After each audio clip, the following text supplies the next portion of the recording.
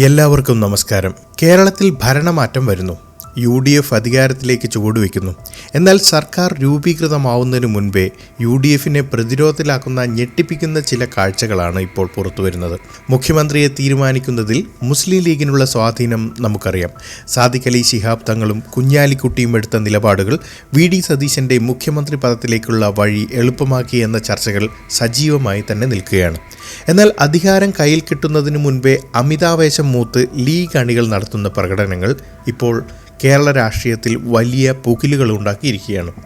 കഴിഞ്ഞ ദിവസം ഇടുക്കിയിലെ മുസ്ലിം യൂത്ത് ലീഗ് നടത്തിയ വിജയാഹ്ലാദ പ്രകടനം കേവലം ആഘോഷമായിരുന്നില്ല, അതൊരു ശക്തി പ്രകടനമായിരുന്നു. പക്ഷേ ആ ശക്തി പ്രകടനം ചെന്നെത്തിയത് കേരളത്തിലെ അതിപ്രധാനമായ സമുദായ നേതാക്കളെ പരസ്യമായി തെറി വിളിക്കുന്നതിലാണ്.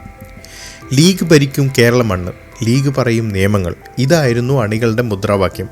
ആലോചിച്ച് നോക്കൂ, കേരളം ഭരിക്കാൻ മാൻഡേറ്റ് കിട്ടിയത് UDFനാണ്, നേതൃത്വം നൽകുന്നത് കോൺഗ്രസ്സാണ്.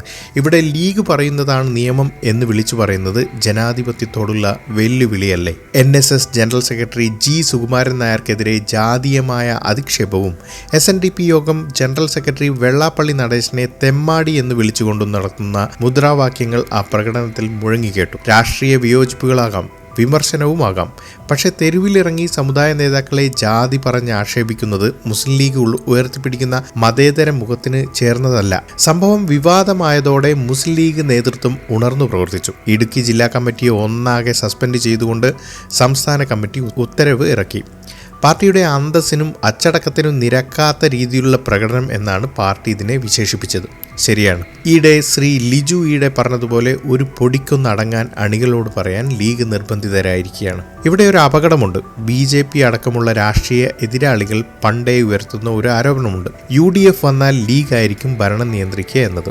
ഈ ആരോപണത്തിന് അടിവരയിടുന്ന പ്രവൃത്തിയാണ് ഇടുക്കിയിൽ കണ്ടത്. ഭരണഘടനാ വിരുദ്ധമായ മനോഭാവം, തങ്ങൾ പറയുന്നതാണ് നിയമമെന്ന് വിളിച്ചു പറയുന്നത് ഒരുതരം ഏകാധിപത്യ മനോഭാവമാണ്. ലീഗ് അണികളുടെ ഈ അമിതാവേശം വരും ദിവസങ്ങളിൽ കോൺഗ്രസിലെ വലിയ തലവേദനയാകും.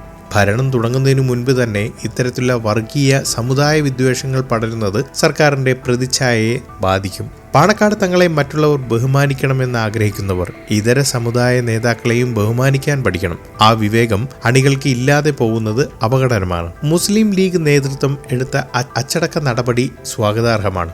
പക്ഷേ സസ്പെൻഷൻ കൊണ്ട് മാത്രം ഇത് അവസാനിക്കുമോ? താഴെത്തട്ടിലുള്ള അണികളിലേക്ക് പടരുന്ന ഈ വിദ്വേഷ രാഷ്ട്രീയത്തിൻ്റെയും അധികാര ഗർവിൻ്റെയും തിരുത്താൻ ലീഗിന് കഴിയുമോ? കാസർഗോഡ് മുതൽ തിരുവനന്തപുരം വരെയുള്ള ജനങ്ങൾ വോട്ട് നൽകിയത് ഒരു ജനാധിപത്യ സർക്കാരിനാണ്, അല്ലാതെ ഒരു പ്രത്യേക പാർട്ടിയുടെ നിയമങ്ങൾ അനുസരിക്കാനല്ല. ഈ വിഷയത്തിൽ നിങ്ങളുടെ അഭിപ്രായം എന്താണ്? ലീഗ് അണികളുടെ ഈ പ്രവൃത്തി UDF സർക്കാരിന് ദോഷം ചെയ്യുമോ? താഴെ കമന്റ് ചെയ്യുക. കൂടുതൽ വാർത്തകൾക്കായി ഈ ചാനൽ സബ്സ്ക്രൈബ് ചെയ്യുക. നന്ദി.